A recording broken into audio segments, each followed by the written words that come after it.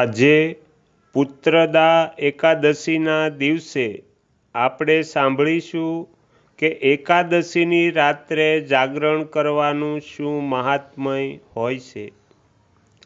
જે કલીમાં એકાદશીની રાત્રે જાગરણ કરતી વખતે વૈષ્ણવ શાસ્ત્રનો પાઠ કરે છે એના કોટી જન્મોમાં કરેલા 4 પ્રકારના પાપ નષ્ટ થઈ જાય છે।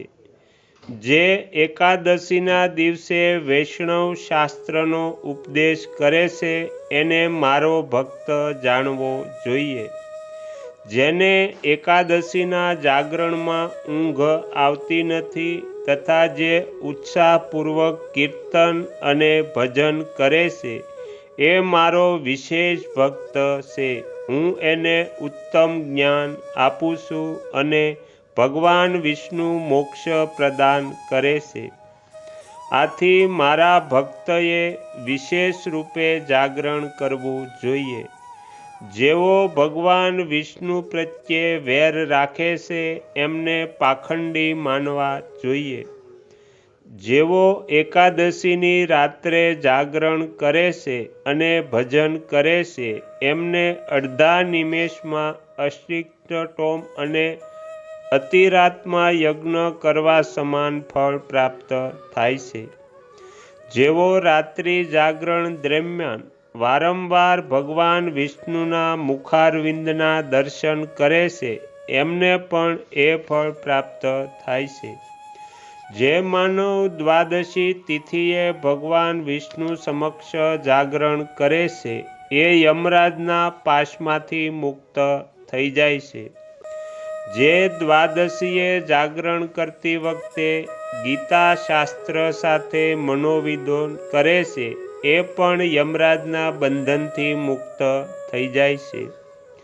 જે પ્રાણ ત્યાગે છે પણ દ્વાદશીનું જાગરણ છોડતા નથી એ ધન્ય અને પુણ્ય આત્મા છે। જેના વંશમાં લોકો એકાદશીની રાત્રે જાગરણ કરે છે એ ધન્ય છે।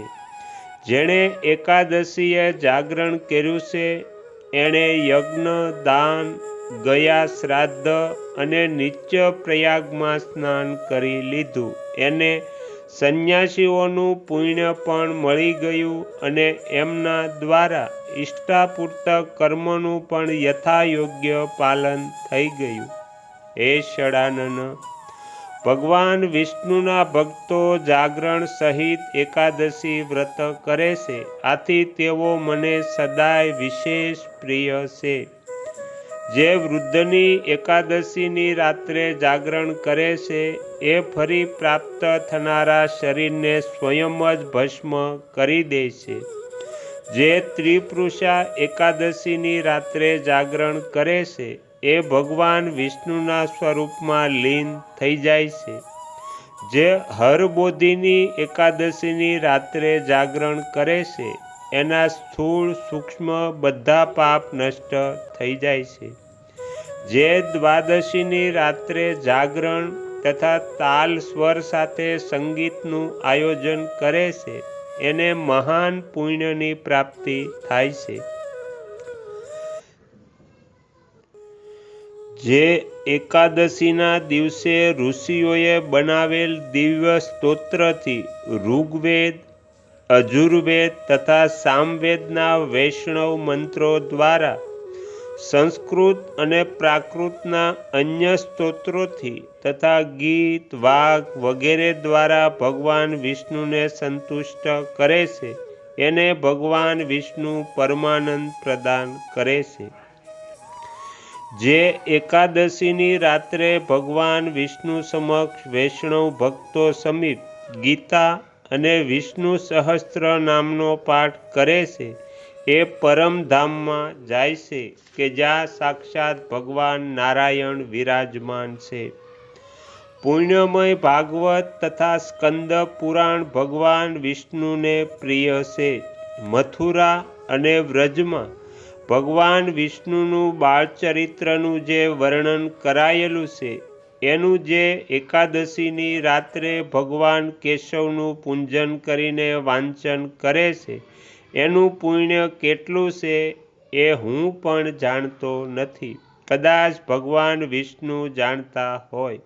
બેટા, ભગવાન સમીપ ગીત, નૃત્ય તથા સ્તોત્ર પાઠ વગેરેથી જે ફળ પ્રાપ્ત થાય છે એ કલિકાલમાં શ્રી હરિ સમીપ જાગરણ કરતી વખતે વિષ્ણુ સહસ્ત્રનામ, ગીતા તથા શ્રીમદ્ ભાગવતનો પાઠ કરવાથી સહસ્ત્ર ગણું મળે છે. જાગરણ કરતી વખતે શ્રી હરિ સમીપ રાત્રે દીપક પ્રગટાવે છે એનું પુણ્ય 100 કલ્પોમાં પણ નષ્ટ નથી થતું. જે જાગરણ કાળમાં મંજરી સહિત તુલસી દળ વડે ભક્તિપૂર્વક શ્રી હરિનું પૂજન કરે છે એનો ફરી આ સંસારમાં જન્મ નથી થતો. સ્નાન, ચંદનલેપ, ધૂપ, દીપ, નૈવેદ્ય તથા તાંબુલ આ બધું જાગરણ કાળમાં ભગવાનને સમર્પિત કરવામાં આવે તો એનાથી અક્ષય પુણ્ય મળે છે. કાર્તિકેય, જે ભક્ત મારું ધ્યાન કરવા ઈચ્છે છે એણે એકાદશીની રાત્રે શ્રી હરિ સમીપ ભક્તિપૂર્વક જાગરણ કરવું જોઈએ. એકાદશીના દિવસે જે લોકો જાગરણ કરે છે એમના શરીરમાં ઇન્દ્ર વગેરે દેવતાઓ આવીને રહે છે. જેઓ જાગરણ કાળમાં મહાભારતનો પાઠ કરે છે તેઓ એ પરમધામમાં જાય છે કે જ્યાં સંન્યાસી મહાત્માઓ જાય છે. જેઓ એ સમયે શ્રી રામચંદ્રજીનું ચરિત્ર દશકંઠકવધ વાંચે છે તેઓ યોગવેતાઓની ગતિને પ્રાપ્ત થાય છે. જેમણે શ્રી હરિ સમીપ જાગરણ કર્યું છે એમણે ચારેય વેદોના સ્વાધ્યાય, દેવતાઓનું પૂજન, યજ્ઞોનું અનુષ્ઠાન તથા સઘળા તીર્થોમાં સ્નાન કરી લીધું. શ્રી કૃષ્ણથી શ્રેષ્ઠ કોઈ દેવ નથી અને એકાદશી વ્રત સમાન બીજું કોઈ વ્રત નથી. જ્યાં ભાગવત શાસ્ત્ર છે, ભગવાન વિષ્ણુ માટે જ્યાં જાગરણ કરવામાં આવે છે અને જ્યાં શાલિગ્રામ શિલા સ્થિત હોય છે ત્યાં સાક્ષાત ભગવાન વિષ્ણુ ઉપસ્થિત હોય છે. તો અહીંયા એકાદશી રાત્રે જાગરણનું મહાત્મય સમાપ્ત થાય છે. તમે તમારો કિંમતી સમય આપીને એકાગ્ર ચિત્તે પ્રસન્નતાપૂર્વક એકાદશી રાત્રે જાગરણનો મહિમા સાંભળ્યો એ બદલ હું આપ સૌનો ખૂબ ખૂબ આભાર વ્યક્ત કરું છું અને આશા પણ રાખું છું તમને સાંભળવો ગમ્યો હશે. જો ગમ્યો હોય તો બીજા 5 લોકોને પણ સંભળાવજો. શ્રી સદ્ગુરુ દેવની જય. આગળના વિડીયો જોવા માટે આ ચેનલને સબસ્ક્રાઈબ કરો અને જો આ વિડીયો પસંદ આવ્યો હોય તો લાઈક કરો.